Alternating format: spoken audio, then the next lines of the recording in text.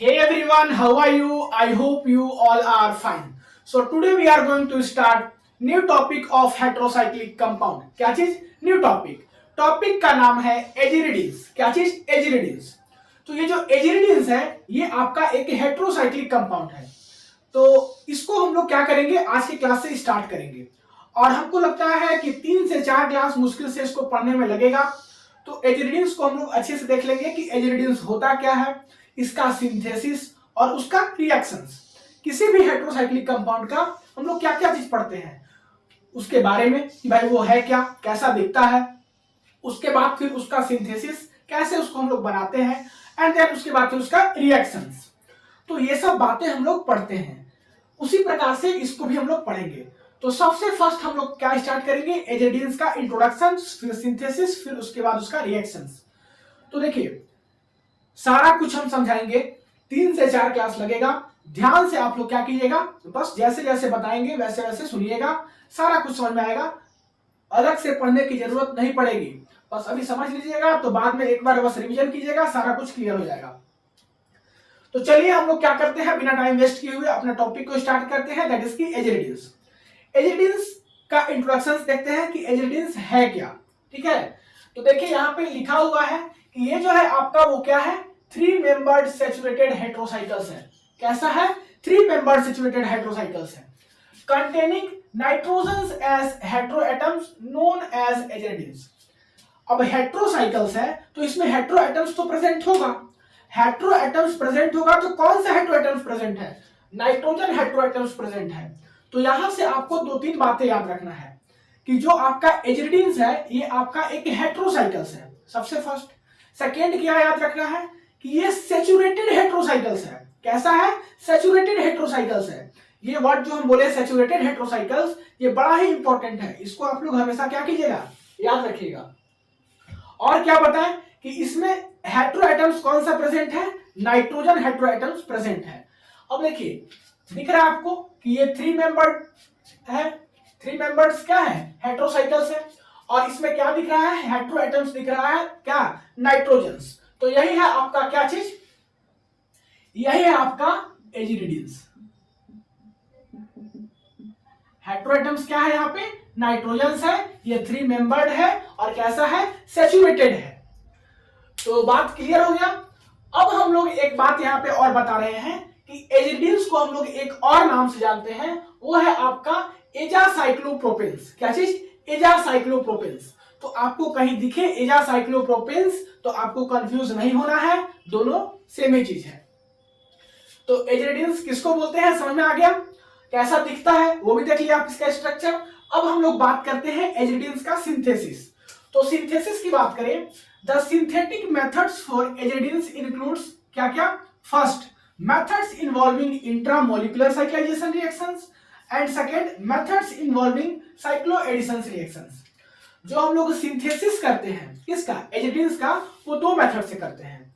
सबसे first intramolecular cyclization reactions के through, second cycloaddition reactions के थ्रू.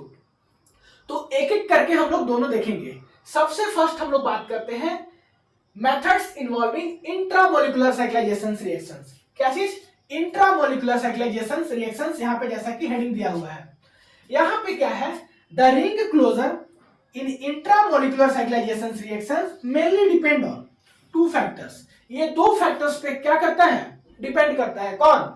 रिंग क्लोजर्स जो होता है यहाँ पे इंट्रामोलिकुलर इसमें साइक्लाइजेशन रिएक्शंस में, ये 2 फैक्टर्स पे डिपेंड करता है.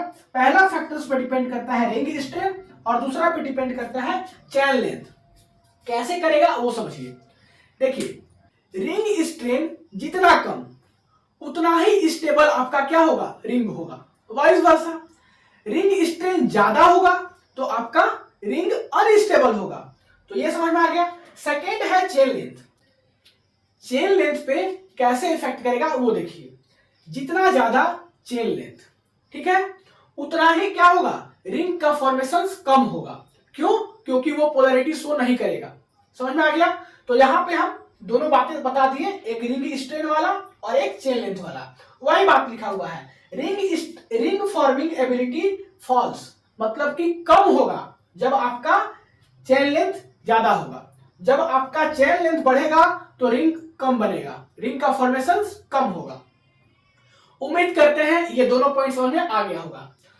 तो इंट्रामोलिकुलर साइक्लाइजेशन रिएक्शंस में कुछ कुछ मेथड्स हैं बनाने का, किसको क्या बोलते हैं, एजिलिडीन को।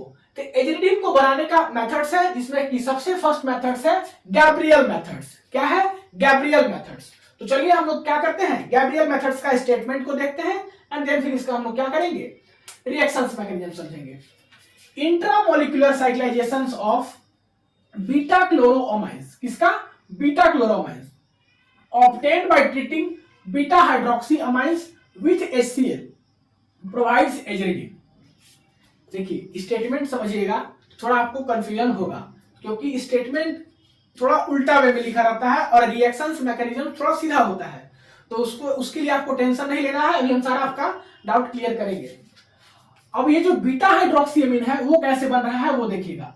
Beta hydroxyamines can be prepared by the reactions of epoxide, epoxide को ही हम लोग क्या बोलते हैं, ऑक्सीडेंस, विथ अमोनिया और प्राइमरी अमीन। क्या चीज, एमोनिया और प्राइमरी अमीन के साथ रिएक्शंस कराइए, जाके आपका बनेगा बीटा हाइड्रोक्सी अमाइंस।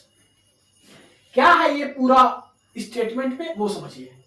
कहा गया है कि आप क्या कीजिए कि लीजिए ऑक्सीडेन, क्या लीजिए, ऑक्सीडेन, ये है आपका ऑक्सीडेन। इसका रिएक्शंस कराइए, या तो आप कराइए प्राइमरी अमीन के साथ, प्राइमरी अमीन्स के साथ, या तो आप रिएक्शंस कराइए अमोनिया के साथ। तो हम लोग क्या किए हैं कि ऑक्सीडेंस का रिएक्शंस कराया है यहाँ पे प्राइमरी अमीन के साथ। तो यहां से जाके आपका जो बनने वाला है वो बनने वाला है बीटा हाइड्रोक्सी अमाइंस। क्या चीज, बीटा हाइड्रोक्सी अमाइंस। अगर नहीं दिख रहा होगा तो हम बोल रहे हैं, लिख लीजिएगा। क्या हुआ, ये बना बीटा हाइड्रोक्सी अमाइंस। और इसका रिएक्शंस हम लोग एसिड के साथ मींस HCl के साथ करेंगे तो जाके हमारा क्या बनेगा, बीटा क्लोरोअमाइंस। HCl के साथ रिएक्शंस किए हैं तो यहां से जाके आपका बना बीटा क्लोरोअमाइंस। क्या बना है, बीटा क्लोरोअमाइंस। एंड देन इसका रिएक्शंस हम लोग बेस के साथ करेंगे तो HCl बाहर निकलेगा और जाके हमारा बनेगा एजिलिडीन। क्या बनेगा, एजिलिडीन बनेगा। पूरा स्टेटमेंट यही था। कितना कंफ्यूजन किया होगा। अब देखिए, अब आपको स्टेटमेंट समझ में आएगा। क्या बोला गया था स्टेटमेंट में कि इंट्रामोलिकुलर साइक्लाइजेशन करेंगे, किसका, बीटा क्लोरोअमाइंस का। यही है बीटा क्लोरोअमाइंस। इसका हम लोग क्या करेंगे कि इंट्रामोलिकुलर साइक्लाइजेशन करेंगे तो जाके हमारा बनेगा एजिलिडीन। यही लिखा हुआ था। अब इसको हम लोग कैसे बनाए थे, by treating beta hydroxy amines with HCl। Beta hydroxy amines का रिएक्शंस HCl के साथ मींस एसिड के साथ करेंगे तो जाके बनेगा बीटा क्लोरोअमाइंस। क्या बनेगा, बीटा क्लोरोअमाइंस। और ये जो आपका प्रोसेस है यही जाके आपका देता है क्या, प्रोवाइड्स एजिलिडीन। अब हम बात करते हैं ये जो बीटा हाइड्रोक्सी अमाइंस है ये कैसे बना है। तो इसको बनाने के लिए हम लोग क्या किए हैं कि रिएक्शंस कराए हैं इपॉक्साइड का, दैट इज की ऑक्सीडेंस का, किसके साथ, या अमोनिया के साथ या प्राइमरी अमीन्स के साथ। तो जाके हमारा बना है बीटा हाइड्रोक्सी अमाइंस। नीचे से उल्टा कहानी घुमा फिरा के वही बात बोला जो हम बोले। तो स्टेटमेंट समझ में आ गया होगा। कुछ नहीं करना है, ऑक्सीडेन लेना है, इसका रिएक्शंस या तो आप प्राइमरी अमीन्स के साथ कराइए या अमोनिया के साथ कराइए, जाके आपका बनेगा बीटा हाइड्रोक्सी अमाइंस। इसका रिएक्शंस आपको कराना है एसिड के साथ, ये आपका अल्कोहल है, इसका रिएक्शंस एसिड के साथ कराइएगा तो जाके बनेगा बीटा क्लोरोअमाइंस। एंड देन इसका हम लोग क्या करेंगे, बेस के साथ रिएक्शंस करेंगे तो जाके हमारा बनेगा एजिलिडीन। अब इसका हम लोग समझते हैं मैकेनिज्म्स को कि यहां से यहां कैसे बना, फर्दर आगे कैसे बना। ये है ऑक्सीडेंस और ये है आपका प्राइमरी अमीन्स। तो यहां पे देखिए ऑक्सीजन और कार्बन को देखिए, ज्यादा इलेक्ट्रोनेगेटिव कौन है, ऑक्सीजन। तो यहां पे आपका है डेल्टा निगेटिव, इसके पास क्या है, डेल्टा निगेटिव, और इस कार्बन के पास क्या है, डेल्टा पॉजिटिव।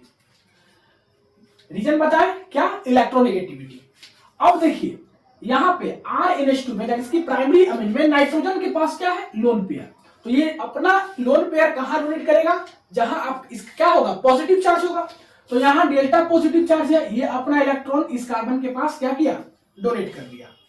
जैसे ही ये अपना इलेक्ट्रॉन डोनेट करेगा तो कार्बन पहले से 4 बॉन्ड बनाया था, 5वां बॉन्ड तो पॉसिबल नहीं है, तो जैसे 5वां बॉन्ड बनेगा वैसे ही इसका एक बॉन्ड क्या होगा, टूट जाएगा, क्योंकि कार्बन अपना टेट्रा वैलेंसी ही शो करता है, 5 बॉन्ड तो कार्बन नहीं बनाता है, तो ये इधर आपका क्या होगा, बॉन्ड ब्रेक कर जाएगा।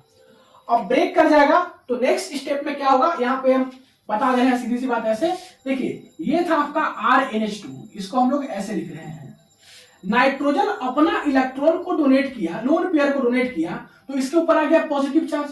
अब पॉजिटिव चार्ज को खत्म करने के लिए क्या करेगा, ये बॉन्ड इधर अपना इलेक्ट्रॉन डोनेट करेगा, यहां से हाइड्रोजन जो निकलेगा वो जाके इस ऑक्सीजन के पास लग जाएगा। तो वही हुआ है कि इस CH के साथ जो है यहाँ पे ऑक्सीजन था, इसके पास जाके क्या लग गया है, ये वाला हाइड्रोजन लग गया है, और यहाँ पे क्या बचा, NHR। तो यहाँ पे हम लोग उसी को NHR दिखा रहे हैं, इसको आप लोग R' कर लीजिए, क्योंकि यहाँ पे हम लोग R' दिखाए हैं, पहले से और भी R है तो आप उसको पहचान सकेंगे। तो यहाँ पे क्या बचा, NHR, और ये किसके साथ जाके लगा है, CH, ये CH के साथ, और इस CH के साथ क्या है, OH है। तो यही है आपका बीटा हाइड्रोक्सी अमाइड्स। अब क्या करना है कि इसका रिएक्शंस कराना है किसके साथ, एसिड के साथ, दैट इज की HCl के साथ। ये क्या है, अल्कोहल, और आपको मालूम है कि अल्कोहल का रिएक्शन, ROH का रिएक्शन हम लोग HCl के साथ कराते हैं, तो क्या बनता है, RCl प्लस वाटर, ये आपको मालूम होगा। तो ये क्या है, अल्कोहल है, इसका रिएक्शन किसके साथ कराएंगे, HCl के साथ, तो यहां से क्या होगा, वाटर बाहर निकलेगा, वाटर बाहर निकलेगा, और यहां पे क्या लग जाएगा, OH की जगह पे Cl लग जाएगा, क्लोराइड आ जाएगा। तो यही है आपका बीटा क्लोरोअमाइड्स। क्लियर। अब हम लोग क्या करेंगे कि इसका रिएक्शंस करेंगे बेस के साथ, तो बेस के साथ रिएक्शंस करेंगे तो जाके आपका बनेगा एजिडिक। कैसे बनेगा वो देखिए, यहां पे नाइट्रोजन के पास क्या है, लोन पेयर है, ये दोनों को देखिए, कार्बन को और क्लोरीन को, ज्यादा इलेक्ट्रोनेगेटिव कौन, क्लोरीन, तो ये है आपका डेल्टा नेगेटिव, ये है आपका डेल्टा पॉजिटिव। ये अपना लोन पेयर डोनेट करेगा इस कार्बन के पास, जैसे ही डोनेट करेगा क्लोरीन बेस्ट लिविंग ग्रुप है, यहां से निकल जाएगा, तो यहां से आपका HCl बाहर निकलेगा और जाके बना लेगा एजिडिन। क्लियर। तो एजिडिन कैसे बना, बाय गैब्रियल मेथड्स, आपको उम्मीद करते हैं समझ में आ गया होगा।